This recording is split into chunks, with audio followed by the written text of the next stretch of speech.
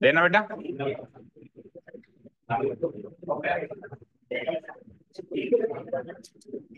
Good evening all, welcome to learners academy.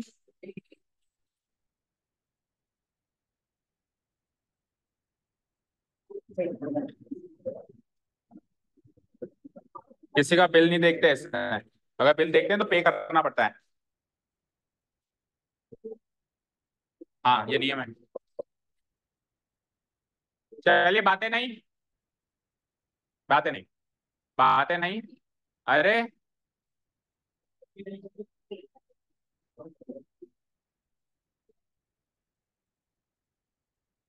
पहले पहले आके आगे आगे बैठ जाया करो ना, तो प्रॉब्लम भी नहीं होगी। तो पीछे से पीछे वाली खाली रहती होगी, तो आप साइंस से पहले आके बैठ जाया करो। चलिए अब इधर आइए। सो इस पे जो लास्ट चैप्टर का टेस्ट हुआ था, चैप्टर नंबर 7, कोऑर्डिनेट ज्योमेट्री, अभी तक जो नोटबुक चेक हुई है तो आपका परफॉर्मेंस पहले से काफी बेहतर दिखाई पड़ा है। तो वो एक खुशी की बात है, मतलब ऐसा लग रहा है कि हाँ you are back on track. जैसा जैसा समझाया, मार्क्स थोड़े बहुत कम ज्यादा आते हैं, दैट इज फाइन, बट जो आंसर्स लिखने का पैटर्न है, वो पैटर्न वैसा का वैसा ही अभी तक तो नोटबुक्स में मुझे वैसा ही दिखा जैसा हमने क्लास में डिस्कस किया। जैसे डिस्टेंस फॉर्मूला एक बार लिखना है, फिर बार बार नहीं लिखना है, तो वो पैटर्न और वही पैटर्न यकीन मानिए बोर्ड का पैटर्न है। तो आप उस पैटर्न में अब एब्सॉर्ब ढलने लगे हो ऐसा लग रहा है। लेकिन अब इसको स्टॉप नहीं करना है, ऐसा खुश नहीं हो जाना है ना। अच्छा किया काफी आपने, लेकिन पता नहीं अभी तो कुछ और नोटबुक्स भी बाकी हैं, क्या पता उसमें ये खुशी गम में बदल जाए, कह नहीं सकते। तो वो देखेंगे, अभी हो रही है धीरे धीरे। कुल मिला के अब अपने को यहाँ से हम अच्छी सिचुएशन में है, पोजीशन में है, कोर्स भी ज्यादा पीछे नहीं है, और सब कुछ समझ में भी आ रहा है, ऐसा लग रहा है। तो ये बिल्कुल परफेक्ट टाइम है ट्रिग्नोमेट्री स्टार्ट करने का। ठीक है, काफी मतलब ट्रिग्नोमेट्री कब स्टार्ट करनी चाहिए ना, बिल्कुल स्टार्टिंग में करनी चाहिए ना बिल्कुल एंड में करनी चाहिए। बिल्कुल स्टार्टिंग में करेंगे ना तो सीरियसनेस नहीं आएगी, और बिल्कुल एंड में करेंगे ना तो टेंशन होगी, क्योंकि टॉपिक ही इतना इंपॉर्टेंट है कि शब्द नहीं है मेरे पास बयां करने के। Not only for class 10, for your entire career. Entire career maths जहां भी दिखेगी ना, अब आपको ट्रिग्नोमेट्री के, इवन पटवारी के एग्जाम भी देने जाओगे ना बड़े होके, थोड़े बड़े बड़े होके मतलब, तो पटवारी के एग्जाम में भी ट्रिग्नोमेट्री आएगी। समझ गए? एलडीसी पटवारी, हर एग्जाम में ट्रिग्नोमेट्री का रोल रहेगा। कोई एंट्रेंस एग्जाम ले लो, कुछ भी ले लो। सो मोस्ट इंपॉर्टेंट टॉपिक है, जो ब्रांच ऑफ मैथमेटिक्स है जो क्लास 10 में इंट्रोड्यूस होती है। तो अगर हम लास्ट में इसको पढ़ते हैं तो क्या होता है, ऐसा लगता है कि यार अब तो एग्जाम्स आने वाले हैं, तो दिमाग नहीं चलता है, इसमें समझ नहीं आती अच्छे से। और बिल्कुल शुरुआत में इसको स्टार्ट कर लेते हैं, कई जने मैंने देखा है शुरुआत में स्टार्ट करते हैं ना, सीरियसनेस नहीं आती, क्योंकि अभी अभी आप क्लास 10 में एंटर ही हुए होते हो। अब क्लास 10 में जैसा आप एंटर ही हुए होते हो तो वो सीरियसनेस अभी कहाँ है, अभी तो बस मजे ही मार रहे हैं भाई, अभी अभी 9 से क्लियर हुए। लेकिन अभी इस समय क्या है, अब सीरियसनेस भी दिखाई दे रही है, और सबसे खुशी की बात है कि पुराने एग्जाम में परफॉर्मेंस भी दिखा के आया है। तो अब अपन इसको स्टार्ट करते हैं फाइनली। ठीक है, so the topic name is introduction to trigonometry. हमारे पास इस साल दो चैप्टर्स होंगे ट्रिग्नोमेट्री के, चैप्टर 8 और चैप्टर 9। बोलने की जरूरत नहीं कि दोनों को कंटिन्यूटी में करना पड़ेगा, 8 खत्म करके हैंड टू हैंड 9 स्टार्ट करना पड़ेगा। वो पूरा एक ऐसे मानो एक ही चैप्टर चलेगा, चैप्टर चेंज होगा ही नहीं। ठीक है, सो यहां से हम ट्रिग्नोमेट्री स्टार्ट, सबसे पहले तो उसको बोलना सीखेंगे। बोलो, कैसे बोलते हैं हम उसको? इंट्रोडक्शन तो बोल दोगे, जो मेन चीज है उसको बोल के बताओ। अब अगर हम इसको ट्रिग्नोमेट्री बोलेंगे ना, तो 100% हम इसकी स्पेलिंग में ये ओ नहीं लिखेंगे, ट्रिग्नो ट्रिग्नोमेट्री। ठीक है ना, अगर हम इसको ट्रिग्नोमेट्री बोल के याद रखेंगे ना, तो कल को आपको कह दूंगा ना भाई ट्रिग्नोमेट्री की स्पेलिंग लिखो, या ट्रिग्नोमेट्री कहीं भी लिखना होगा, तो ऑब्वियस बात है आप ओ नहीं लिखोगे, आप ट्रिग्नो, क्योंकि जो हम बोलते हैं वैसे हम स्पेलिंग बनाते हैं। तो हम कैसे बोलेंगे इसको? ट्रिगोनोमेट्री। कैसे बोलेंगे? ट्रिगोनोमेट्री, ट्रिग्नो नहीं, ट्रिगोनोमेट्री। ओके, चलो तो बोलना तो सीख गए, बधाई, एक पढ़ा पार कर लिया। अब आ जाओ, टॉपिक क्या है उसके बारे में बात करते हैं। सो जैसा कि हम हर एक टॉपिक के स्टार्टिंग में पहले दिन तो यही डिस्कस करते हैं कि what the topic is about. ठीक है, और ये तो बिल्कुल नया है, तो इसमें तो शुरुआत में यही बनता है कि पहले तो बात मुद्दे की बात करें कि इस टॉपिक का मतलब क्या है, इस टॉपिक की जरूरत क्या है। ठीक है, जैसे पिछले कुछ टॉपिक्स में तो क्या था, जैसे कोऑर्डिनेट ज्योमेट्री हमने सीखा, तो कोऑर्डिनेट ज्योमेट्री में इतना तो जानते थे, x coordinate, y coordinate, x axis, y axis जानते थे, लेकिन इसके बारे में तो एबीसीडी ट्रिग्नोमेट्री का टी भी नहीं जानते अभी ज्यादातर बच्चे। तो अब किसी के स्कूल में थोड़ा बहुत इंट्रोड्यूस हो गया है तो थोड़ा बहुत जानते होंगे। ठीक है, सो ट्रिगोनोमेट्री का मीनिंग के बारे में बात करते हैं। तो ट्रिगोनोमेट्री के मीनिंग निकालने के लिए मैं इसको 3 शब्दों में तोड़ देता हूं, इसका संधि विच्छेद कर देता हूं मैं 3 शब्दों में। जब इसको तोड़ देंगे तो वो ट्री नहीं रहेगा, वो ट्राई होगा, ट्राई। जब इसको तोड़ देंगे तो उसको ट्री नहीं पढ़ेंगे, उसके साथ तो उसको ट्री पढ़ेंगे, लेकिन अलग होने के बाद उसको ट्राई पढ़ेंगे। ठीक है, GON या फिर GONO भी ले लो साथ में, इसको इसका मतलब होता है साइड्स। इसका मतलब क्या होता है, साइड्स। और मेट्री जैसे ज्योमेट्री में सीखा था, ये डिराइव्ड है मेट्रॉन से, और मेट्रॉन का मतलब क्या होता है, टू मेशर। ये तो हमने कोऑर्डिनेट ज्योमेट्री में भी पढ़ा था ना, वहां पे भी मेट्री आया था, यहाँ पे भी मेट्री है। तो मेट्री मतलब मेशर करना, नापना, मेट्री मतलब नापना। Okay, to measure. तो अब इस इन तीनों को अगर मैं कंपाइल करूं तो कुछ कुछ मीनिंग समझ आया क्या। मतलब कोई ऐसी चीज है सर जिसमें 3 साइड्स हैं और उसमें नापचोक करी जाएगी, उसमें मेजरमेंट करी जाएगी। अब 3 साइड्स किसमें होती हैं, दैट मीन्स ट्राइंगल से कुछ लेना देना है। दैट मीन्स ट्राइंगल की साइड्स, ट्राइंगल की भी तीनों साइड्स का कुछ लेना देना है। अब वो लेना देना क्या है वो समझना है। सबसे पहले तो बात करते हैं, देखो ट्रिगोनोमेट्री वैसे हर एक प्रकार के ट्राइंगल में एप्लीकेबल होती है, ये हम आगे चल के सीखेंगे, लेकिन इस साल क्लास 10th में ट्रिगोनोमेट्री हम केवल और केवल अप टू 90 डिग्री सीखेंगे। अप टू 90 डिग्री से आगे सेकंड क्वाड्रेंट में जो कि 180 डिग्री तक होता है, थर्ड क्वाड्रेंट जो कि 270 डिग्री तक होता है, और फोर्थ क्वाड्रेंट वापस 360 डिग्री तक होता है। 4 क्वाड्रेंट होते हैं, 0 से 90 फर्स्ट क्वाड्रेंट, 90 से 180 एंटी क्लॉकवाइज डायरेक्शन चलना पड़ेगा, 90 से 180 सेकंड क्वाड्रेंट, और 180 से 270 थर्ड क्वाड्रेंट, और फोर्थ क्वाड्रेंट क्या हो जाएगा बोलो, 270 से 360। ठीक है, यहां से लेके यहां तक तो चलता है मेरा फर्स्ट क्वाड्रेंट, यहां से लेके यहां तक क्या चलता है, फर्स्ट क्वाड्रेंट। ये क्या है, 0 to 90 डिग्री। फिर यहां से लेके यहां तक क्या चलेगा, सेकंड क्वाड्रेंट, ये कैसे चलेगा, 90 to 180। फिर यहां से लेके यहां तक third quadrant varies from 180 to 270 degree, and the fourth quadrant varies from 270 to, जैसे हम कोई नई मूवी देखने जाते हैं तो हमारा इंटरेस्ट उसमें बना रहता है ना शुरुआत में, कि हमें एक एक एक मोमेंट्री मतलब मिस ना कर जाऊं। कोई अगर आपको कोई जरूरी काम भी होता है या कोई आपको बुला भी रहा होता है तो आप उसको कहते हो कि मुझे डिस्टर्ब मत कर, क्योंकि मैं इसका एक मोमेंट भी मिस नहीं करना चाहता हूं। तो वही अप्रोच इस समय आपकी होनी चाहिए इस चैप्टर को समझने के लिए। एक मोमेंट भी मिस करना आप अफोर्ड नहीं कर सकते, इस समय आपकी ये हालत है। ठीक है, क्योंकि अगर मिस कर दिया और दुर्घटना घट गई तो फिर वो एंड तक समझ नहीं आएगा, और एंड तक छोड़ो जिंदगी में समझ नहीं आएगा, क्योंकि ट्रिग्नोमेट्री तो अब जिंदगी भर चलेगी। Okay, clear. जो भी डाउट हो, जैसा भी डाउट हो, come out with your doubts.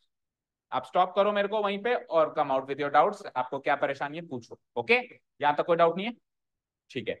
So 4 quadrant होते हैं ये हम समझते हैं, but second quadrant, third quadrant and fourth quadrant इस साल हमारे कोर्स में नहीं है। इस साल ओनली, इस साल हमारे कोर्स में नहीं है, अगले साल ये भी आ जाएगा अगर मैथ्स ले लेंगे तो हम। और इस साल केवल और केवल फर्स्ट क्वाड्रेंट हमारे कोर्स में है। तो फर्स्ट क्वाड्रेंट कहां से कहां वेरी करता है, 0 to 90 डिग्री। दैट मीन्स इस साल की ट्रिग्नोमेट्री तो केवल, या ट्रिगोनोमेट्री तो केवल 0 to 90 डिग्री ही वेरी करेगी। 0 डिग्री से 90 डिग्री ही की ही दुनिया है इस साल तो ट्रिगोनोमेट्री की। ओके, यहां तक क्लियर है। इसको हिंदी में बोलते हैं त्रिकोणमिति। ठीक है, त्रिकोणमिति। ठीक है, ट्रिगोनोमेट्री त्रिकोणमिति, हिंदी वर्ड भी पता होना चाहिए फॉर योर जनरल नॉलेज। ठीक है ना, ओके, यहां तक कोई डाउट नहीं अभी। ओके, तो क्योंकि मुझे केवल और केवल 90 डिग्री तक की ट्रिगोनोमेट्री इस साल पढ़नी है, दैट मीन्स इस साल मुझे ट्रिगोनोमेट्री पढ़नी ही केवल राइट एंगल ट्राइंगल में एंड नो अदर ट्राइंगल। केवल और केवल राइट एंगल ट्राइंगल। इस साल अगर आपके 2 चैप्टर जो 8वां 9वें का कोई भी क्वेश्चन उठ के आया है, क्वेश्चन पता है बस इन 2 चैप्टर्स में से, 100% उसमें राइट एंगल ट्राइंगल तो है। इस चैप्टर के और इस अगले चैप्टर के हर एक सवाल में राइट एंगल ट्राइंगल तो ही है। क्यों, क्योंकि मुझे 90 डिग्री तक की ही ट्रिगोनोमेट्री सीखनी है, और 90 डिग्री तक उसको स्टॉप करने के लिए मुझे राइट एंगल ट्राइंगल बनाना पड़ेगा। क्योंकि अगर सपोज करो मैंने उसको राइट एंगल ट्राइंगल नहीं बनाया, मैंने ऑब्ट्यूज एंगल ट्राइंगल बना दिया, तो 90 डिग्री से क्रॉस कर जाएगा ना वो, उसको स्टॉप करने के लिए मुझे 90 डिग्री। तो यानी कि राइट एंगल ट्राइंगल के अलावा इस साल इन 2 चैप्टर्स में कोई भी चीज नहीं सिखाई जाएगी। डन, यहां तक भी बात क्लियर हो गई। अब जब राइट एंगल ट्राइंगल के बारे में सिखाया जाएगा तो पहले राइट एंगल ट्राइंगल को ही थोड़ा एक्सप्लोर करते हैं, क्या होता है राइट एंगल ट्राइंगल, फिर बात करेंगे ट्रिगोनोमेट्री की। ठीक है, सो मैं क्या करूंगा, एक राइट एंगल ट्राइंगल बना दूंगा, सबने बनाया होगा कई बार। इस बार एक अलग दृष्टि, अलग अप्रोच से देखते हैं राइट एंगल ट्राइंगल कैसा होता है, क्या क्या उसके इंग्रेडिएंट्स होते हैं, क्या क्या उसमें चीजें होती हैं। ओके, पाइथागोरस थ्योरम होता है जैसे हमको पता है, सारी चीजें देखते हैं कि राइट एंगल ट्राइंगल में क्या क्या होता है। ठीक है, so let's draw right angle triangle. So we all know इस टाइप का कोई राइट एंगल ट्राइंगल होता है, रफ बना रहा हूं अभी मैं।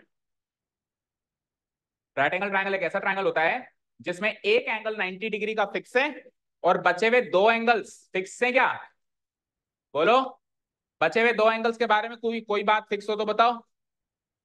कोई भी बात फिक्स नहीं है बचे हुए 2 एंगल के? क्या? दोनों का सम 90 होगा। ठीक है, और कुछ?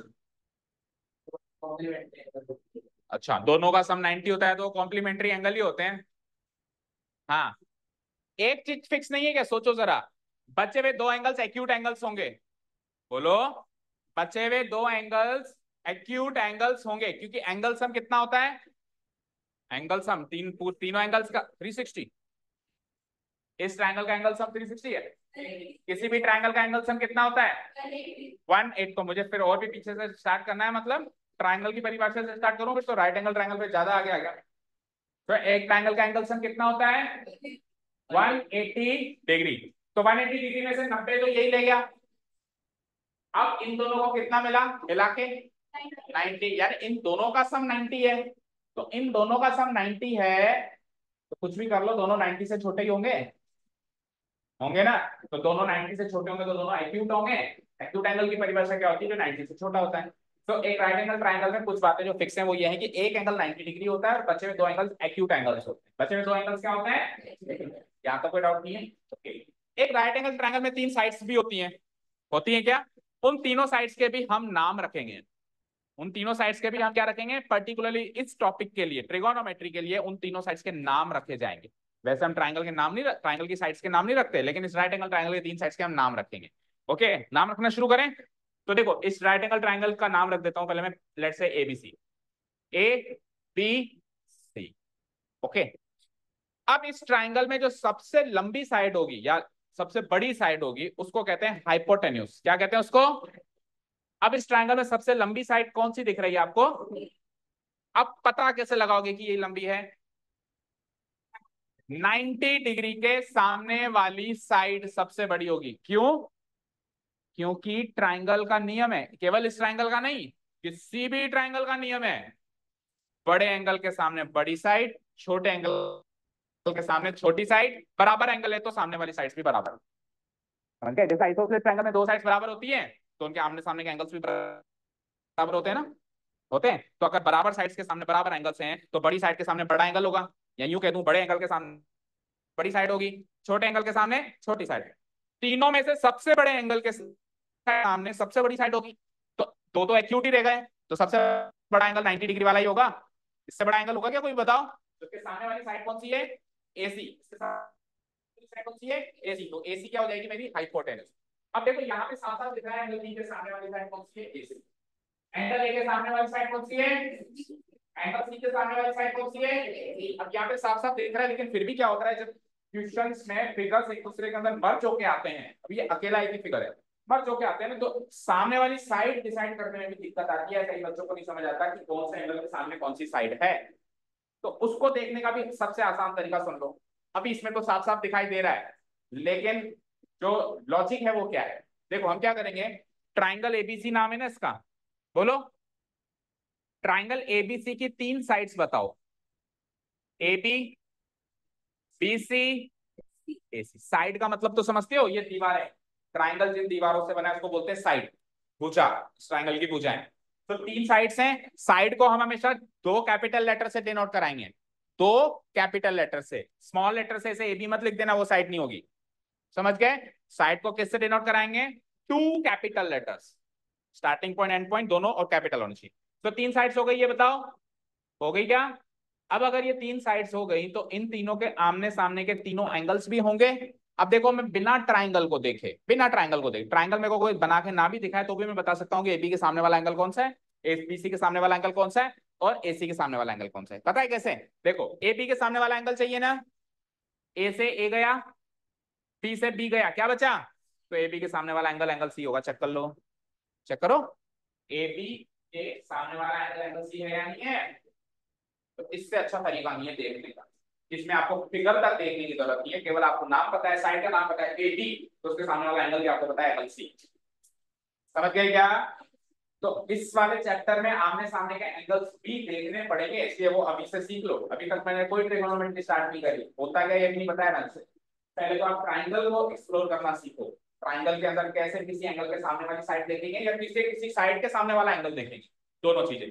अब बताओ, यहां से आ जाओ, बीसी के सामने वाला एंगल चाहिए, इसके सामने तो एंगल सी आ गया, बीसी के सामने वाला, तो बी से बी गया, सी से सी गया, बचा क्या? तो बीसी के सामने वाला एंगल एंगल ए है, बोलो, और ए सी के सामने वाला ए से ए गया, सी से सी गया। तसल्ली से ट्रायंगल का नाम लिख लो, एबीसी है तो एबीसी लिख लो, पी क्यू आर है तो पी क्यू आर लिख लो, एक्स वाई जेड है तो एक्स वाई जेड लिख लो, और साइड लिखो, इसके सामने का एंगल देखना है, इन दो लेटर्स के अलावा जो लेटर्स बच रहा है, जो वर्टेक्स बच रहा है वहीं पे उसका सामने वाला एंगल फॉलो होगा। तो ए से सी गया, क्या बचा? Angle B. बोलो यहाँ तक कोई डाउट? यहाँ तो कोई डाउट नहीं है? क्या क्या सीखा अभी तक हमने? ट्राइंगल में सबसे बड़ी साइड के सामने, सबसे बड़े एंगल के सामने वाली साइड सबसे बड़ी होती है, तो हमको उसके सामने वाली साइड कौन सी है ये जानना सीखना पड़ेगा, वो सीख लिया हमने। अब सबसे बड़ा एंगल कौन सा था इसमें? एंगल बी, तो उसके सामने वाली साइड कौन सी है? तो ए सी तो हो गई मेरी इसमें हाइपोटेन्यूस। सर ये क्या बता रहे हो? ये तो हम पहले ही जानते थे, ऑब्वियसली जानते होंगे, राइट एंगल ट्राइंगल में एक हाइपोटेन्यूस होती है, वो तो आप जानते ही होंगे। तो इस साइड का नाम तो शायद आप जानते थे, लेकिन इन दोनों साइड्स के नाम भी इस बार इस चैप्टर के लिए रखने पड़ेंगे। और किसी चैप्टर में जरूरत नहीं है इन दोनों साइड्स का नाम रखने की स्पेशली, लेकिन ट्रिगोनोमेट्री में इन दोनों ए बी और बी सी के भी नाम रखने पड़ेंगे। ठीक है, हाइपोटेन्यूस तो समझ गए ना?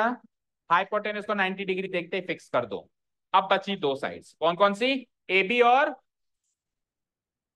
ये दोनों साइड्स ए बी और बी सी परपेंडिकुलर और बेस कहलाती है। क्या कहलाती है? परपेंडिकुलर साइड और बेस साइड, या शॉर्ट में कहते हैं तो परपेंडिकुलर और बेस। क्या कहलाती है?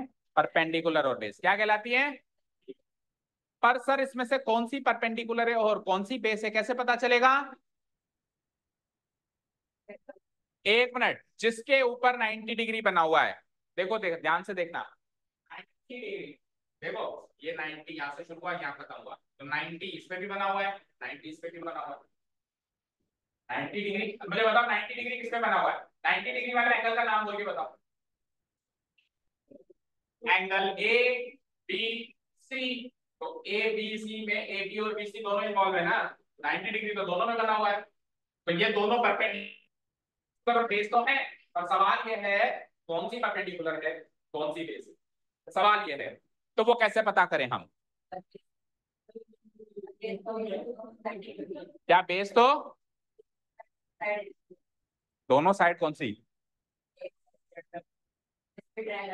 जिस पे ट्राइंगल टिका हुआ हो। हाँ, हम ये लॉजिक्स भी यूज करते हैं कि बेस वो होता है जिस पे ट्राइंगल, तो मैं इस ट्राइंगल को कल को फ्लिप करके ऐसे बना दूं, फिर वो बेस हो गई, बेस हो गई ना, तो फिर ऐसे तो डिसाइड नहीं किया जा सकता ना किस पे टिका हुआ है, कोई ऑब्जेक्ट थोड़ी ना कि जमीन पे रख दिया, ये तो स्क्रीन पे बनाया हुआ, पेपर बनाया हुआ एक फिगर है, फिगर को तो हम मेरी मर्जी में इधर से रीड करूंगा, मेरी मर्जी में कॉपी घुमा के रीड करूंगा फिगर को, तो फिर तो ये नहीं डिसाइड किया जा सकता कि इस पे टिका हुआ है या उस पे टिका हुआ है। तो सर डिसीजन तो केवल हाइपोटेन्यूज का ही हो पा रहा है, बाकी परपेंडिकुलर और बेस का डिसीजन नहीं हो पा रहा है, नहीं हो पा रहा है। ठीक है, अभी तक नहीं हो पा रहा है, कोई बात नहीं, मैं इसको लिख देता हूं परपेंडिकुलर, देखो इधर स्क्रीन पे, बातें नहीं, इसको लिख देता हूं मैं परपेंडिकुलर, ठीक है, और इसको मैं लिख देता हूं पक्का नहीं है ना अभी तक, तो मैं ऑब्लिक लगा रहा हूं, ये बेस भी हो सकती है, और जब ये बेस हो गई तो फिर इसको, ये तो फिक्स है सर, दोनों में से एक ही बेस होगी एक ही परपेंडिकुलर होगी, ऐसा तो कभी नहीं होगा कि दोनों परपेंडिकुलर हो गई या दोनों बेस हो गई। तो अभी तक का स्ट्रक्चर से तो ये समझ आया, हाइपोटेन्यूज फिक्स हो जाती है, और बची दो साइड्स परपेंडिकुलर और बेस दोनों की उपाधि प्राप्त कर सकती हैं, एक परपेंडिकुलर होगी तो दोनों दूसरी बेस होगी, और दूसरी एक बेस होगी तो दूसरी परपेंडिकुलर। यहां तक क्लियर है? अब अपन ये चीज क्लियर करते हैं कि कैसे डिसाइड करते हैं। तो जब अपन ट्रिगोनोमेट्री इस साल सीखेंगे, तो राइट एंगल ट्राइंगल के एक एंगल को आधार मान के सीखेंगे, किसी भी एक एंगल को आधार मानकर सीखेंगे, और जिस एंगल को आधार मानकर सीखेंगे उस एंगल को बोला जाता है थीटा। बोलो, THETA, THETA। It is a Greek letter, इसको ऐसे लिखा जाता है, ये ग्रीक लेटर है, बोलते थीटा है, लिखते ऐसे हैं। समझ गए? जैसे इंग्लिश लेटर्स है ना ABCD, वैसे ग्रीस भाषा के भी लेटर्स हैं, तो कुछ लेटर्स वो ले जाते हैं, कुछ हम उनके ले आते हैं पढ़ने के लिए, पढ़ाई करने के पर्पज से। सो लेटर का नाम क्या है? थीटा, पीटा नहीं, थीटा। पर इसको थीटा को नहीं सीखा तो फिर मास्टर ने पकड़ के पीटा। ये चीज है बिल्कुल, है ना? सीधे बैठो पंखुड़ी, रिक्लाइनर पे थोड़ा ना बैठे हो, सीधे बैठो। 500 वाली टिकट लिया आपने, सीधे बैठो। हाँ जी। सो थीटा, और इसको लिखते कैसे हैं? ऐसे। ठीक है, यहां तक क्लियर है? अब मैंने क्या कहा अभी अभी, कि किसी भी एक एंगल को बेस नहीं बोल सकते, आधार मान के, है ना? क्योंकि बेस अगर मैं कहूंगा ना तो फिर आप इस बेस को पकड़ोगे, है ना? तो मैं वर्ड अलग अलग यूज करता हूं। किसी भी एक एंगल के रेफरेंस में ऐसे बोलता हूं, किसी भी एक एंगल के रेफरेंस में एक ट्रायंगल में ट्रिगोनोमेट्रिक को कैलकुलेट किया जाएगा, मेजर किया जाएगा। तो जिस एंगल के रेफरेंस में मैं बात कर रहा हूं उसके सामने वाला परपेंडिकुलर होगा, ये भी फिक्स हो गया। तो जो बच जाएगा वो बेस हो जाएगा। अब सपोज करो, अच्छा जिस एंगल के रेफरेंस में मैं बात कर रहा हूं वो एक्यूट एंगल होगा, ये बताना भूल गया मैं, 90 डिग्री वाला नहीं ले सकता। कौन सा होगा वो? तो ए और सी एक्यूट में से कोई भी एक एंगल को थीटा फिक्स करो, तब जाके परपेंडिकुलर और बेस का डिसीजन हो पाएगा, अदरवाइज ये ऐसे ही रहेंगे कि कोई भी परपेंडिकुलर बन सकता है और कोई भी बेस। अब जैसे ही मैंने एंगल सी को थीटा फिक्स किया, एंगल सी आप थीटा हो, तो एंगल सी के सामने वाली साइड देखो, उधर देखो लिखी हुई है, एंगल सी के सामने वाली साइड कौन सी है? तो अब फिक्स हो गया कि परपेंडिकुलर साइड है ए बी, और जो बच जाती है वो क्या होती है? बेस। तो डिसीजन लेने का तरीका सुनो, सबसे पहले हाइपोटेन्यूज डिसाइड करो, फिर थीटा को देख के परपेंडिकुलर डिसाइड करो, और जो बच जाएगा बचा कुचा माल किसको मिलेगा? बेस को मिलेगा। अब समझ गए क्या? इन केस ये थीटा यहां ना होके यहां आ जाए तो परपेंडिकुलर हो जाती है ये, फिर परपेंडिकुलर हो जाती है ये, और फिर बेस हो जाता है ये। ठीक है, ऐसे हो जाएगा। क्लियर? यहां तो कोई डाउट नहीं है किसी को भी? किसको? दोनों में से किसी भी एक्यूट एंगल को ले सकते हैं, दोनों में से किसी भी एक्यूट एंगल को ले सकते हैं। दो एक्यूट एंगल्स होते हैं राइट एंगल ट्रायंगल में, एक 90 डिग्री को तो भूल जाना, उसके सामने 90 डिग्री और उसके सामने वाली हाइपोटेन्यूज तो बनाते ही डिसाइड हो जाती है, इनमें तो कोई डाउट ही नहीं है। ये 90 डिग्री फिक्स है, ये हाइपोटेन्यूज फिक्स है। एक एंगल एक साइड तो फिक्स हो गई, अब बची क्या? दो एंगल और दो साइड। तो दो एंगल में से थीटा फिक्स होगा, थीटा कौन सा है, यानी कि रेफरेंस वाला एंगल फिक्स होगा, तब जाके परपेंडिकुलर फिक्स होगा और बची हुई चीज साइड हो जाएगी, ओ बेस हो जाएगी। ठीक है, क्लियर? आगे बढ़े। अब आगे बढ़ने से पहले ये जो परपेंडिकुलर साइड्स और बेस की मैंने बात कही, बातें नहीं प्लीज, दुर्घटना घट जाएगी फिर, नहीं तो कुछ ऐसा बोल दूंगा जो मिस कर जाओगे। अभी तक ट्राइंगल, राइट एंगल ट्राइंगल में तीन साइड्स का नाम क्या क्या रख दिए बताओ हमने? पहला, सबसे पहला तो हाइपोटेन्यूज। एक राइट एंगल ट्रायंगल में सर एक तो होती है हाइपोटेन्यूज। ठीक है, इसको हिंदी में बोलते हैं Karan, Karan, if you want to know. ठीक है, कर्ण नहीं, कर्ण। ठीक है, सेकंड, हाइपोटेन्यूज के बाद दूसरी साइड कौन सी सीखी हमने? अब मैं अलग से बताए क्यों बता रहा हूं, क्योंकि अब मैं बहुत इंपॉर्टेंट चीज बताने वाला हूं। परपेंडिकुलर जो साइड होती है ना बेटा, उसको हमको, सीबीएसई वालों को तो अपोजिट साइड करके याद करना है। अब पूरी बात सुनना पहले। और जो बेस साइड है ना, बेस भी बोलते हैं जिसको, उसको सीबीएसई वालों को एडजेसेंट साइड करके याद करना है। अब पूरी बात सुना। आज से 4 से 5 साल पहले की बात बता रहा हूं, 4 साल या 5 साल पहले, जब सीबीएसई एंड आरबीएसई दो डिफरेंट बुक्स को रेफर करते थे, अभी तो दोनों एनसीईआरटी को करते हैं। तो सीबीएसई यानी एनसीईआरटी की बात कर रहा हूं, एनसीईआरटी में जो तीन साइड्स गिवन हैं उनके नाम ऐसे रखे हुए हैं, hypotenuse, opposite side, adjacent side. लेकिन जो आरबीएसई वाली बुक थी, जो राजस्थान लेवल वाली बुक थी, उसमें जो तीन साइड्स के नाम थे वो थे हाइपोटेन्यूज, परपेंडिकुलर साइड और बेस। तो दोनों का सिस्टम अलग अलग चलता था। सीबीएसई याद करती थी, सीबीएसई वाले स्टूडेंट्स याद करते थे हाइपोटेन्यूज, अपोजिट साइड्स और एडजेसेंट साइड, और जो आरबीएसई स्टूडेंट्स है वो याद करते थे हाइपोटेन्यूज, परपेंडिकुलर साइड, बेस। पर पिछले 2-3 सालों से दोनों ने एनसी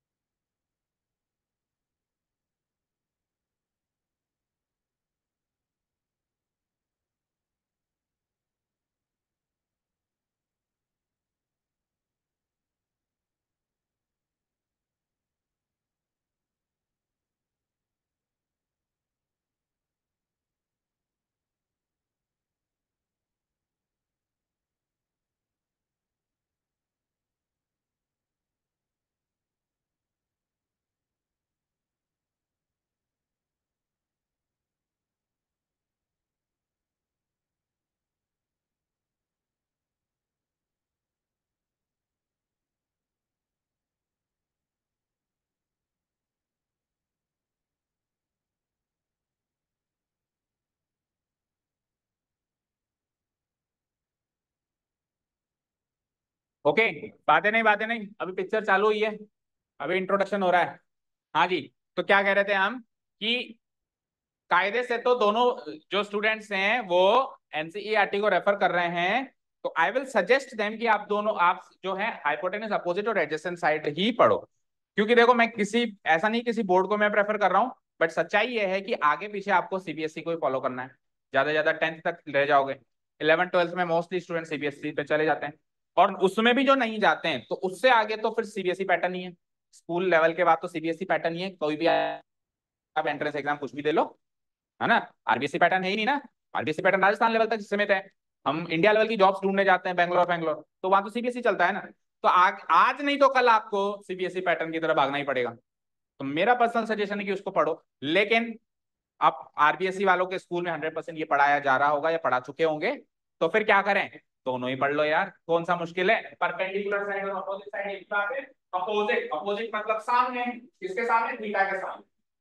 अपोजिट मतलब सामने, सामने किसके, थीटा के सामने। तो थीटा के सामने वाली साइड अपोजिट साइड कह दो या परपेंडिकुलर साइड कह दो, बची हुई साइड को बेस या एडजेसेंट साइड कहेंगे।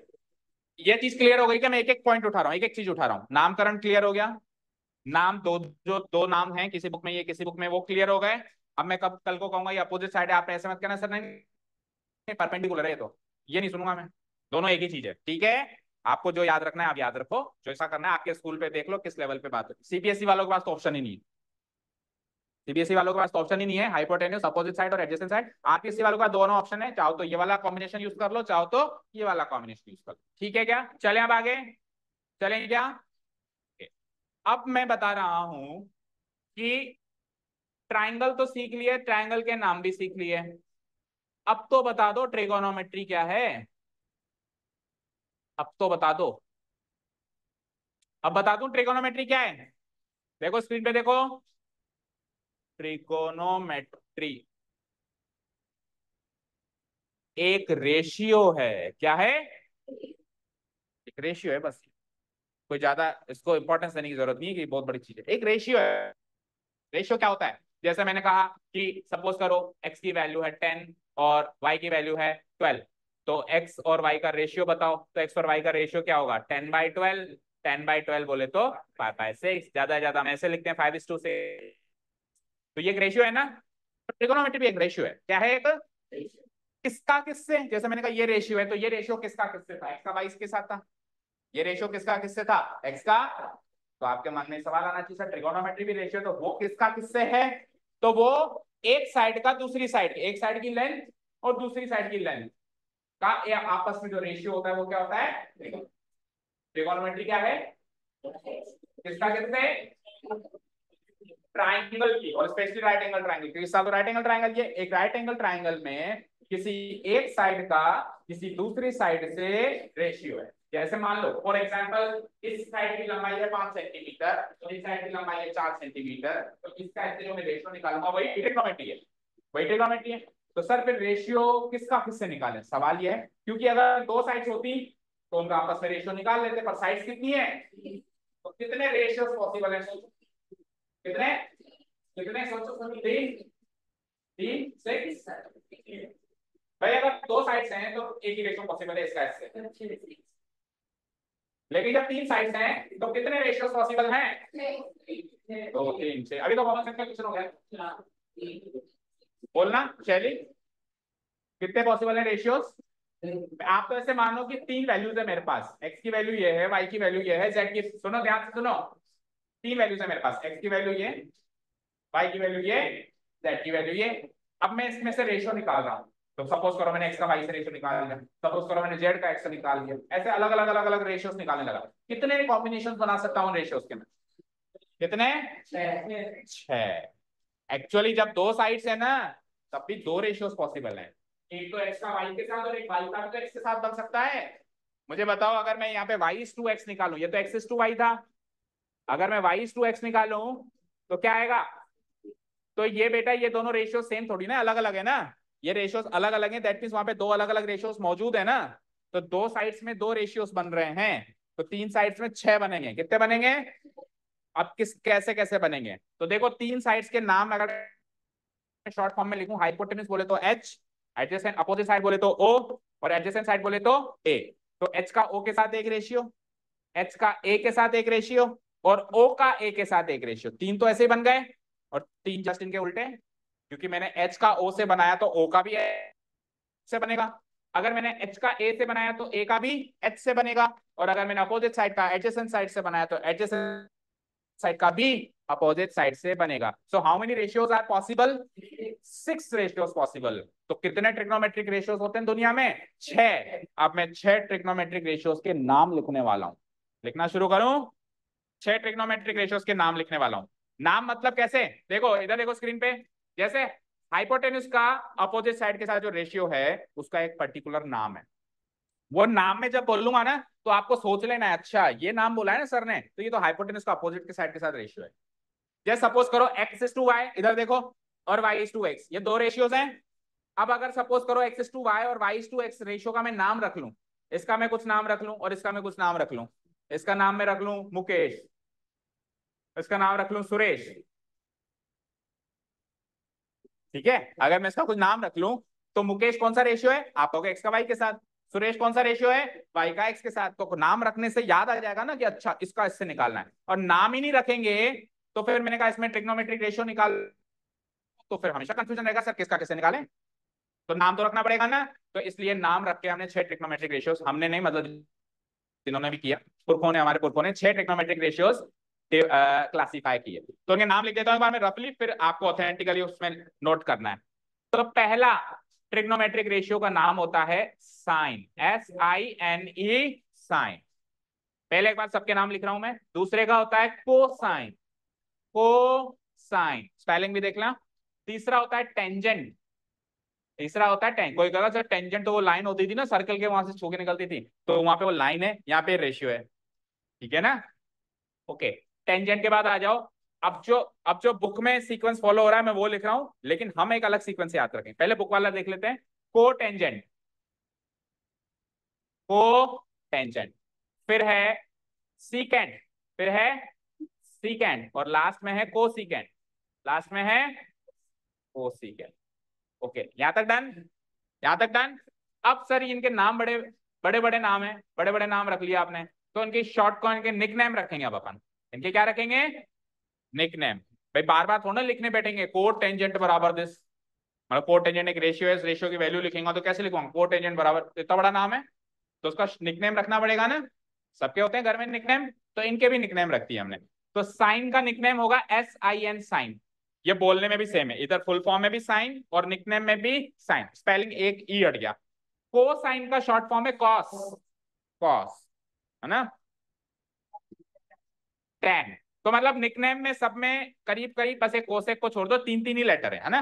को टेंजेंट में कॉट, कॉट, और फिर सेक, और फिर कोसेक, ठीक है। अब सुनो, जब भी अपन को रेशियो निकालेंगे तो तीनों साइड्स डिसाइडेड होनी चाहिए कि हाइपोटेन्यूज कौन सी है, परपेंडिकुलर कौन सी है, और बेस कौन सा है। तो हाइपोटेन्यूज तो ट्रायंगल बनते ही डिसाइड हो जाता है, लेकिन परपेंडिकुलर और बेस डिसाइड नहीं होता ना, उसके लिए आपको रेफरेंस वाला एंगल डिसाइड करना पड़ता है। तो रेफरेंस वाला एंगल डिसाइड होगा तभी तो इन रेशियोज की वैल्यू निकलेगी। मान लो मैंने रेफरेंस वाला रेशियो एंगल एंगल सी को डिसाइड कर दिया, तो एंगल सी के हिसाब से सामने वाली साइड ये हो गई और बेस वाली साइड ये हो गई। अब आप रेशियो निकालोगे इसका इससे इसका इससे। लेकिन अगर सपोज करो मैं एंगल चेंज कर दूं, यहां से उठा के उस वाले एक्यूट एंगल पे वो थीटा रख दूं, तो सब बदल गया, परपेंडिकुलर बदल गया, वो बदल गया, तो सब बदल गया, तो रेशियो भी बदल गया। बदल गया ना रेशियो भी। बोलो बदला नहीं बदला? तो यानी कि जब अपन ट्रिग्नोमेट्रिक रेशियो 6 में से कोई सा भी निकालेंगे तो इनके आगे आपको वो एंगल मेंशन करना पड़ेगा किस एंगल के रेफरेंस में बात हो रही है। तो हमने बाय डिफॉल्ट वो एंगल का नाम क्या रखा है? थीटा। क्या रखा है? अब अलग अलग क्वेश्चन में वो एंगल ए भी हो सकता है, एंगल सी भी हो सकता है, एंगल बी भी हो सकता है, एंगल पी क्यू आर कुछ भी हो सकता है, लेकिन हाल फिलहाल इन जनरल हमने उसका नाम क्या रखा है?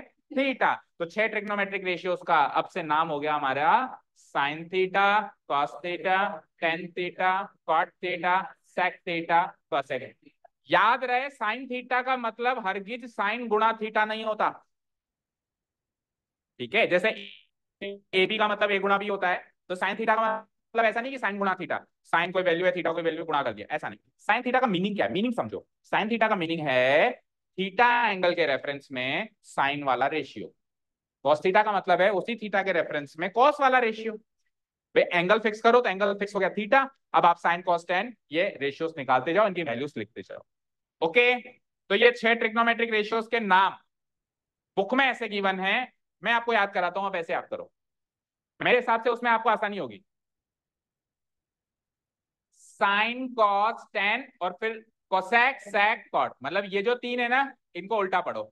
Sign cos tan cosec sec cot, बोलो साथ में। Sign cos tan cosec sec cot. फिर से sin cos tan cosec sec cot. एक बार और, कनिका नहीं बोल रही। Sin cos tan cosec sec cot. सब चुप हो जाओ, कनिका बोलेगी अकेली। बोलो बोलो।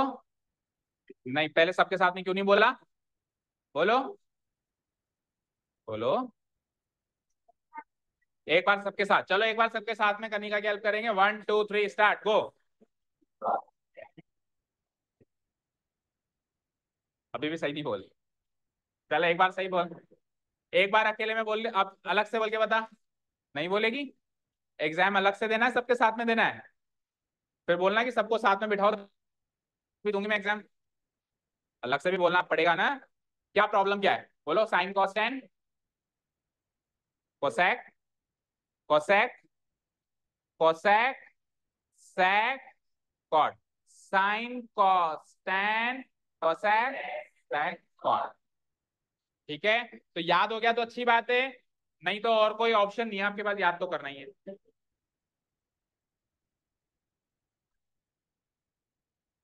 अभी दिखाऊंगा।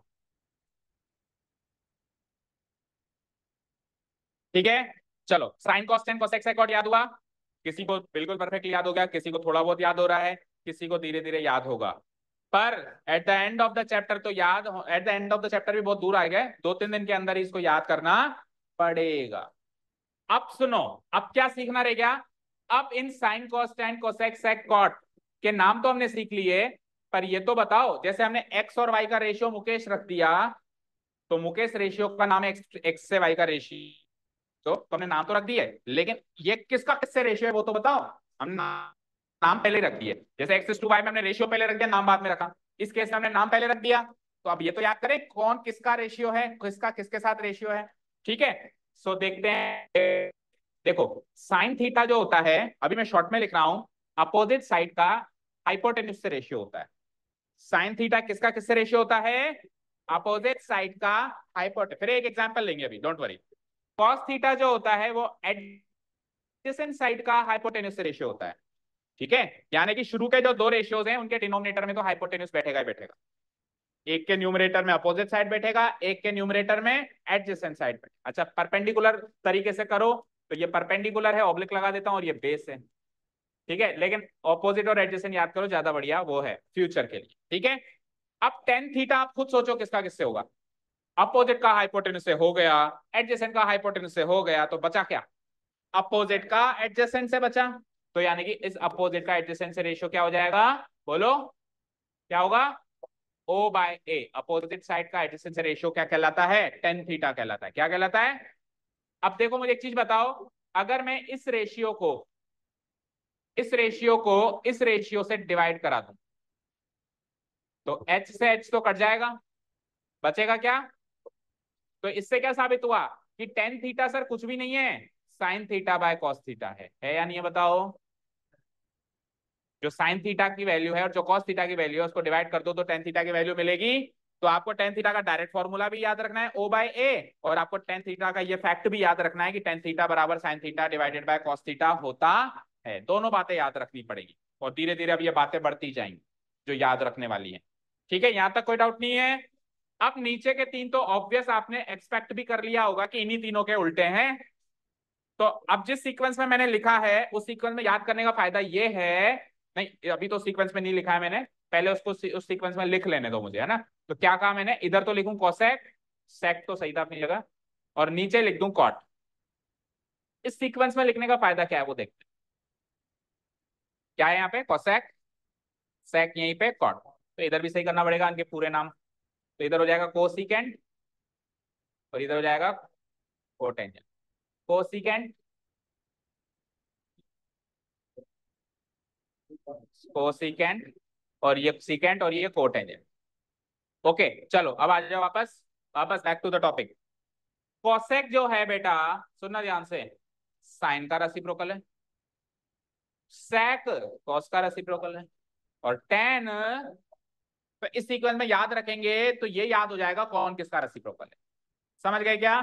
तो कॉसेक किसका रेसिप्रोकल था, साइन का। साइन किस किसका रेशियो था, अपोजिट का हाइपोटेन्यूज से, तो ये किसका होगा, हाइपोटेन्यूज का अपोजिट से। उल्टा कर दो, उस वाले रेशियो का जस्ट रेसिप्रोकल कर दो।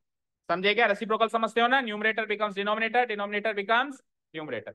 सीकेंड जो है यानी सेक जो है वो किसका रेसिप्रोकल है, कॉस का। तो कॉस की वैल्यू क्या सीखी हमने, अब adjacent side divided by hypotenuse side, तो इसकी वैल्यू क्या हो जाएगी, hypotenuse side divided by adjacent side. और कॉट थीटा की वैल्यू क्या है, टेन थीटा का रेसिप्रोकल है, तो ये क्या हो जाएगा, adjacent side divided by opposite side. यहां तो कोई डाउट नहीं है, यहां तो कोई डाउट नहीं है? अब सुनो, एक फैक्ट आपने टेन थीटा के बारे में सीखा, तो एक फैक्ट आपको कॉट थीटा के बारे में भी यहीं से समझ आ रहा होगा। अगर मैं कोसेक को सेक से डिवाइड कर दूं तो अगेन मुझे क्या मिल जाएगा, कॉट।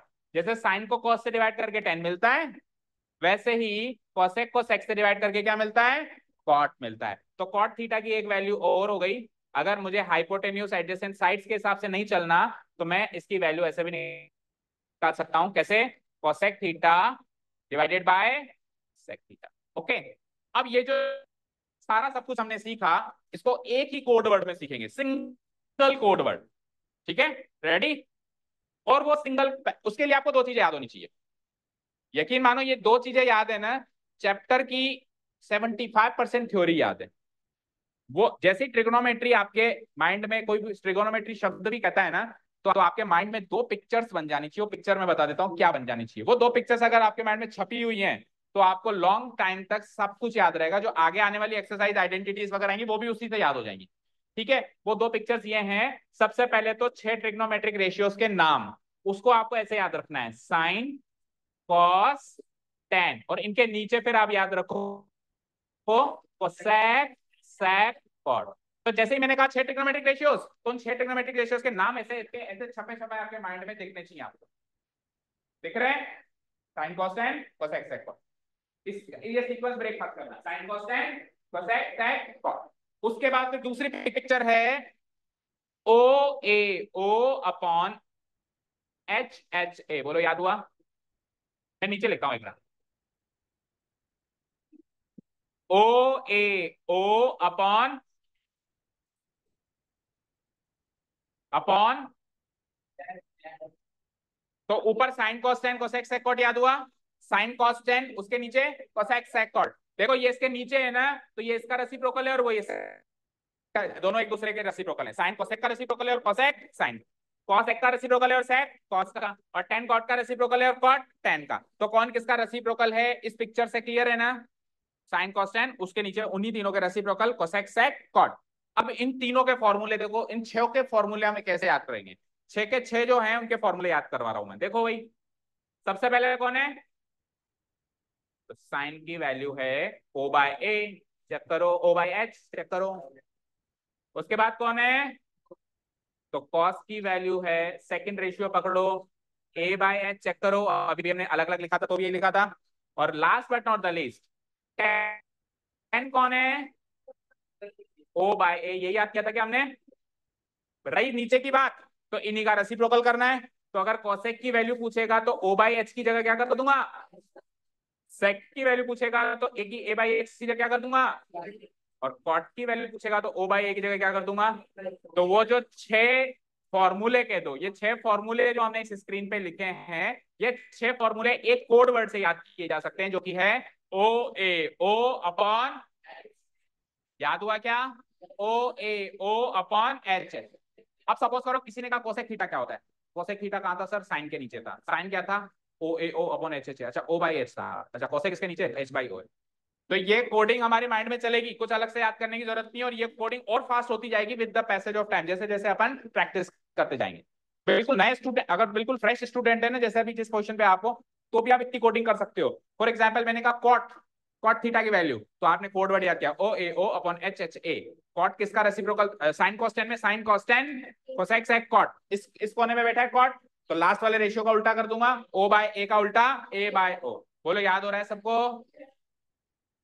गरिमा बताइए, गरिमा मुझे बताओ फटाफट से, टेन थीटा क्या होता है। देखो बता दिया ओ बाय ए। लक्षिता आप भी बता सकते हो, लक्षिता आप मुझे बताओ सेक थीटा क्या होता है।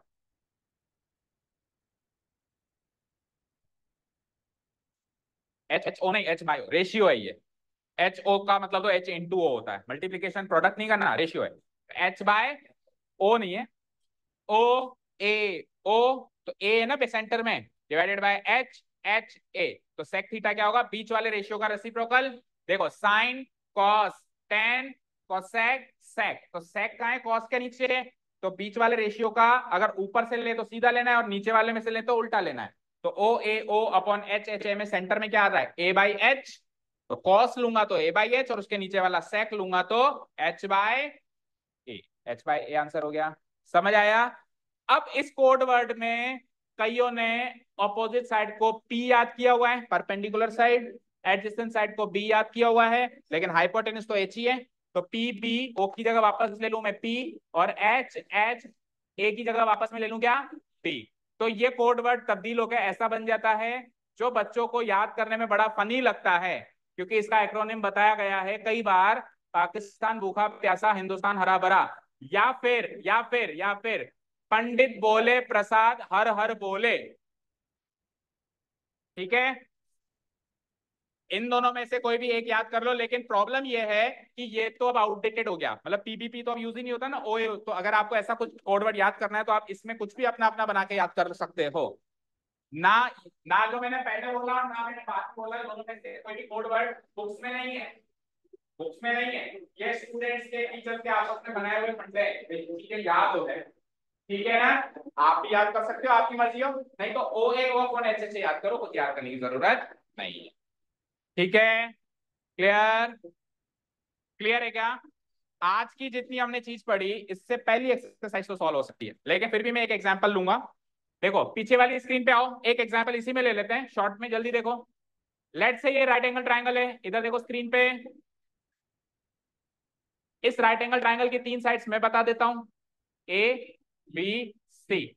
मान लेते हैं ए सी तो है,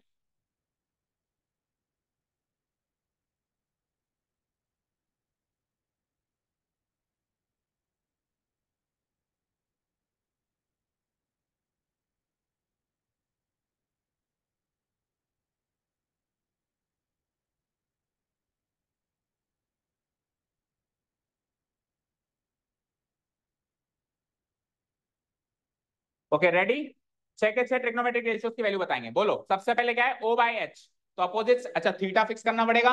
देखो हाइपोटेन्यूज तो 90 डिग्री के सामने फिक्स है, यानी हाइपोटेन्यूज तो हो गई है 5 सेंटीमीटर की, लेकिन थीटा फिक्स करेंगे तभी तो परपेंडिकुलर और बेस फिक्स होगा। तो लेट्स से मैं सी को थीटा फिक्स कर देता हूं, कर दिया।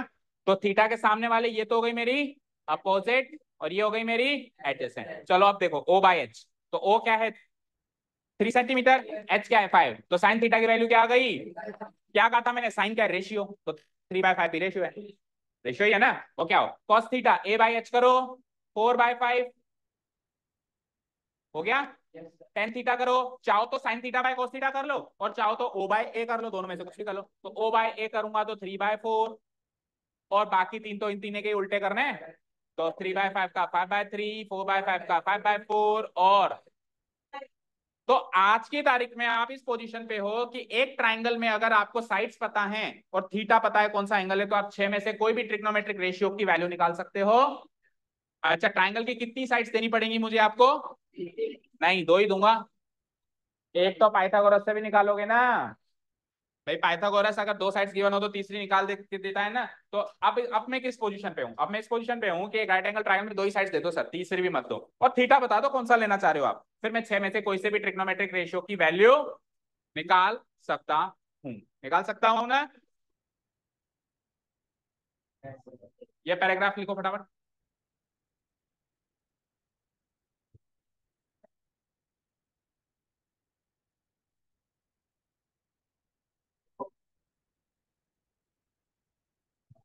छोटी मोटी बातें बस, ज्यादा नहीं, और फिर इसको लिख के जाओ। The word trigonometry has been, तो आप आगे बैठा करें मैडम, अगर आपको दिख नहीं रहा तो this is not my problem, आपको कई बार कह दिया। अगर आपको नहीं दिखता है तो आप पहले उधर बैठने की बजाय आगे आके बैठे, उठ क्या हुआ, आ गया, कल से आप फ्रंट बेंच पे बैठेंगे, आओ।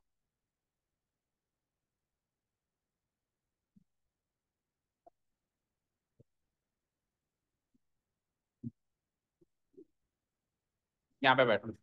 ज्योति, will you please mind going back side 5 minute के लिए?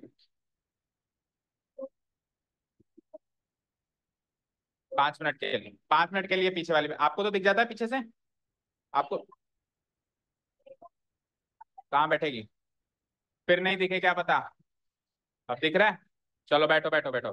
कल से लेकिन आप फ्रंट बेंच पे बैठोगे, कैसे मैनेज करोगे सुन लो, आपकी प्रॉब्लम है।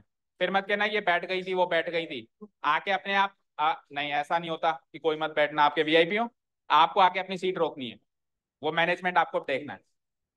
The word trigonometry has been formulated from three words, trigonometry तीन वर्ड से फॉर्मुलेट किया गया है। ट्राई, ट्राई का मीनिंग थ्री, जैसे ट्राई कलर है ना, तिरंगा, ट्राई मतलब थ्री होता है, कॉन मतलब साइड्स होता है, और मेट्रॉन मतलब टू मेशर होता है, ठीक है। इन ट्रिग्नोमेट्री हम क्या करते हैं? वी स्टडी द रिलेशन, हम रिलेशन को पढ़ते हैं। कौन सा रिलेशन?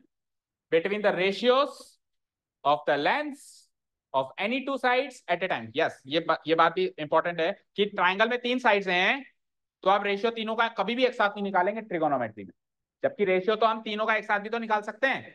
जैसे एक्स वाई जेड तीन वैल्यूज हैं, सुनो ध्यान से, इधर देखो, एक्स वाई जेड तीन वैल्यूज हैं, मैंने कहा इनका रेशियो निकालो, तो आप तीनों का चाहे तो साथ में भी निकाल सकते हो, मैथ्स में तो, जनरल मैथ्स में तो x is to y is to z निकाल सकते हो ना, x is to y is to z, y is to x is to z. लेकिन ट्रिगोनोमेट्री कॉन्सेप्ट में आपके पास तीन साइड्स हैं, लेकिन आप कभी भी तीनों का रेशियो एक साथ पूरे चैप्टर में नहीं निकालेंगे, आप टू एट ए टाइम लेंगे, एक बारी में तो दो ही साइड्स पकड़ेंगे, टू एट ए टाइम। क्या लिखा हुआ है? Between any two sides at a time, एक टाइम पे दो ही साइड्स पकड़ेंगे, और फिर right triangle with each other and also with the three angles of the right. अभी तो देखो हमने साइड्स का रिलेशन पढ़ा है, अब धीरे धीरे हम चैप्टर में आगे बढ़ेंगे तो हम एंगल्स का रिलेशन भी पढ़ेंगे ट्रिगोनोमेट्री की मदद से, तो इसलिए एंगल्स भी लिख दिया यहाँ पे, यहाँ तक लिख लिया। कृतिका फॉर्म भर के लायो, फॉर्म है आपके पास, अभी लेके आना। हाँ, इतना हो गया क्या? एट ए टाइम, यही तो बताया था, at a time, two sides के बाद है eight a time.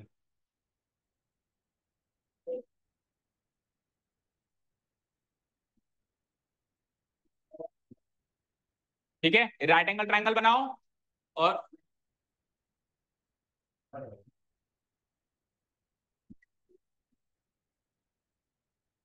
Right angle triangle में थीटा फिक्स कर दो सी पे, थीटा फिक्स कर दो सी पे।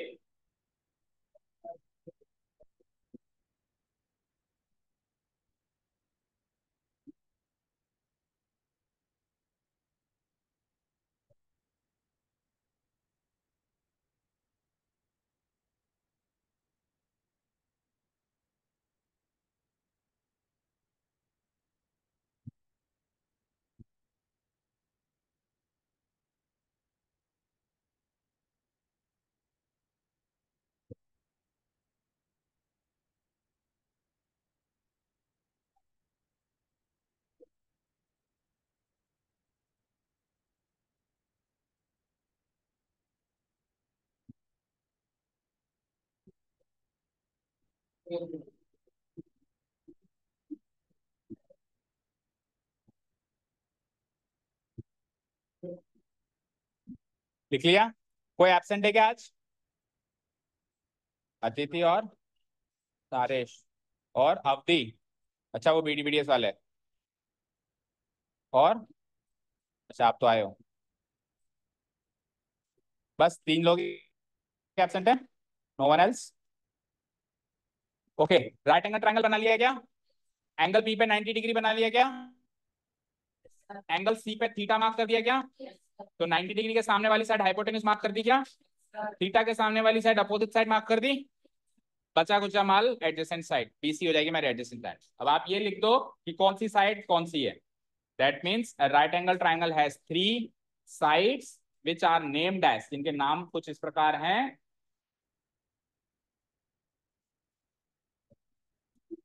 विच आर नेम्ड एज 3 साइड्स है ना, which are named as hypotenuse, opposite side, oblique. देखो नाम इस बार तो पूरा लिख लो, opposite side, oblique, perpendicular side.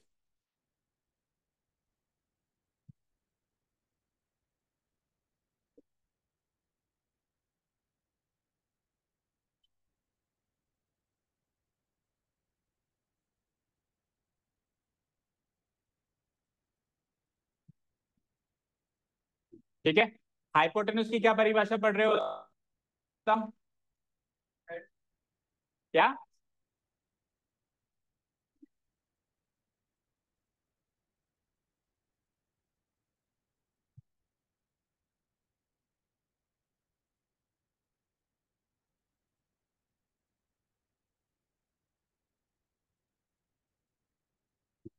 ठीक है, और हाँ बोलो, हाइपोटेन्यूज की क्या परिभाषा पढ़ रहे हो हम?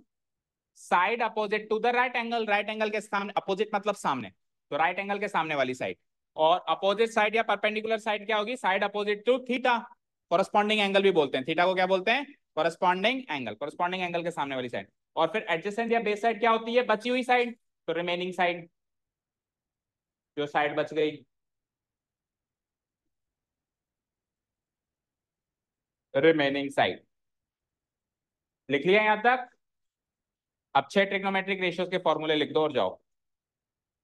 याद है ना सबके? याद हो गए?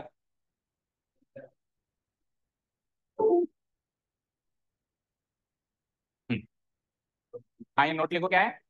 The decision that which side is opposite side and which one is adjacent side is made depending on with the respect of which angle we are talking, and that angle is denoted by theta। क्या लिखा है इस note में कि ये decision कैसे लिया जाता है कि अपोजिट साइड कौन सी है और एडजेसेंट साइड कौन सी है? ये डिसीजन लिया जाता है कि हम किस एंगल के रेस्पेक्ट में बात कर रहे हैं, और जिस एंगल के रेस्पेक्ट में हम बात कर रहे हैं उसको डिनोट करते हैं हम थीटा से। ठीक है? हाँ, अपोजिट साइड और एडजेसेंट साइड का डिसीजन कैसे लिया जाता है वो बताया गया है इस नोट में, वो तो लिखना है ना।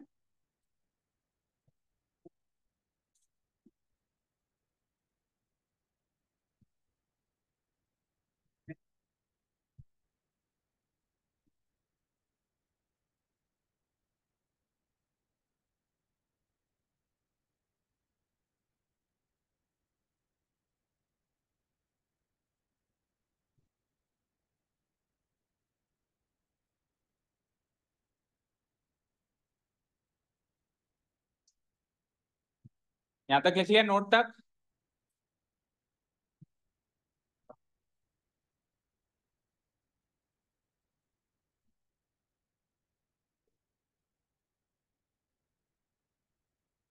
तो कल से हम आते ही एक्सरसाइज स्टार्ट कर सकते हैं। एक्सरसाइज 1 का पूरा तामझाम खत्म हो चुका है, मतलब इंट्रोडक्शन खत्म हो चुका है, चैप्टर इंट्रोडक्शन हो चुका है ना।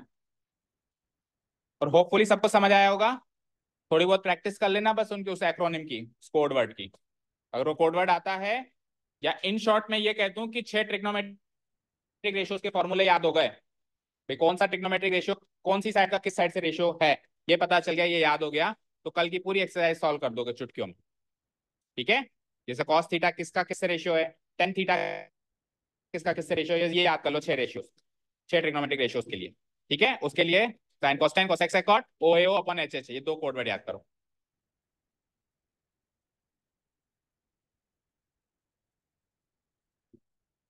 हाँ, तो 6 ट्रिग्नोमेट्रिक रेशियोज दिखाऊं एक ही पिक्चर पे? नोट हो गया क्या? नेक्स्ट पेज से करो Lakshita, trigonometric ratios note down.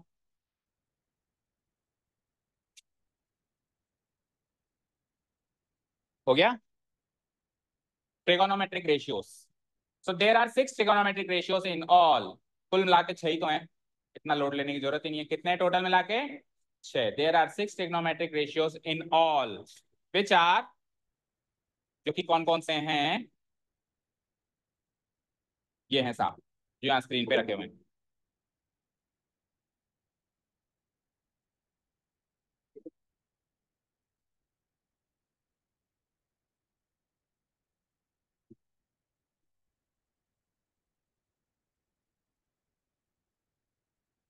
ठीक है, अब जैसे अपन ने शॉर्ट में आप किया था ना, H/A, O/H, नोट्स में आपको शॉर्ट में नहीं लिखना और एग्जाम में भी शॉर्ट में नहीं लिखना।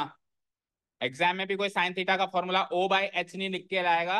अगर लिखोगे तो मार्क्स कटेंगे, इवन हमारे टेस्ट में भी कटेंगे, क्योंकि एनसीईआरटी एग्जाम्पल में किसी एक सवाल में भी उसने शॉर्ट में नाम नहीं लिखा,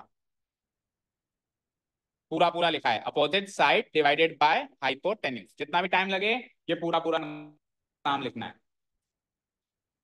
ठीक है, O/A/O अपॉन H/H/A। ठीक है, लाइक दिस। अब साइन और कॉसेक एक दूसरे के रेसिप्रोकल है ना, बताओ? साइन और कॉसेक एक दूसरे के रेसिप्रोकल हैं, तो साइन थीटा को लिख सकते हैं हम, इधर देखो 1/कोसेक थीटा, और कोसेक थीटा को हम लिख सकते हैं क्या? 1/साइन थीटा। बोलो, दोनों एक दूसरे के रेसिप्रोकल हैं? भाई ऊपर देखो, साइन कॉस टेन, साइन का रेसिप्रोकल उसके नीचे बिठा दें कोसेक, कॉस का रेसिप्रोकल उसके नीचे बिठा दें सेक, और टेन का रेसिप्रोकल उसके नीचे बिठा दें कॉट, है ना? अब साइन और कॉस एक दूसरे के रेसिप्रोकल्स हैं, तो साइन को लिख सकता हूं मैं 1/कोसेक, और कोसेक को लिख सकता हूं मैं 1/साइन। सिमिलरली कॉस और सेक एक दूसरे के रेसिप्रोकल हैं, तो कॉस को मैं लिख सकता हूं 1/सेक, और सेक को लिख सकता हूं, चेक करो, 1/कॉस। डन। और टेन और कॉट को लिखने का तरीका पहले ही बता दिया था मैंने। टेन को लिख सकते हैं अपन sin/cos, और टेन को क्या लिख सकते हैं? sin/cos।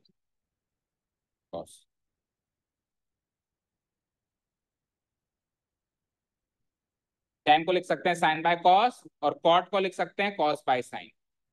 ये जो साइड्स लिखी हुई हैं, वो जो ट्राइंगल आपने ड्रॉ किया है एबीसी, एबीसी ट्राइंगल ड्रॉ किया है ना आपने, उसके हिसाब से लिखी हुई है, क्योंकि उसमें अपोजिट साइड ए बी है। चेक करो, जो आपने ट्राइंगल ड्रॉ किया है उसमें अपोजिट साइड ए बी है क्या? चेक करो, जो आपने ट्राइंगल ड्रॉ किया है उसमें अपोजिट साइड ए बी है, और हाइपोटेन्यूस AC है, तो उस ट्राइंगल के हिसाब से ये बना हुआ है। इसका कतई मतलब ये नहीं है कि साइन थीटा की वैल्यू हमेशा AB/AC होती है। कल को ट्राइंगल PQR आ जाए फिर, या ABC ट्राइंगल आ जाए और थीटा चेंज हो जाए फिर, तो ये तो वेरी कर सकती है ये वैल्यूज तो, है ना? ये 6 वैल्यूज डायरेक्ट फॉर्मूला की तरह याद मत करना, ये तो जो हमने ट्राइंगल बनाया है उसके अकॉर्डिंग सेट है। ठीक है, फॉर्मूले की तरह बस आपको यहां तक याद करना है, यहाँ तक का पार्ट तो फिक्स है, फॉर्मूले की तरह याद करना है, लेकिन जो इधर वाला पार्ट है, ये जो हमने ट्रायंगल बनाया है अभी डेमो ट्रायंगल, उस डेमो ट्रायंगल के हिसाब से यहाँ पे लिखा हुआ है। और ट्रायंगल बदल गया तो ये भी वैल्यूज भी बदल जाएंगी, और ट्रायंगल कैसा रहा उसमें थीटा भी बदल गया तो भी ये वैल्यूज बदल जाएगी। डन। ओके, तो 6 ट्रिग्नोमेट्रिक रेशियोज के फॉर्मूले आज की तारीख में आपके पास हैं क्या? सबके पास हैं? कल तक याद करके आना।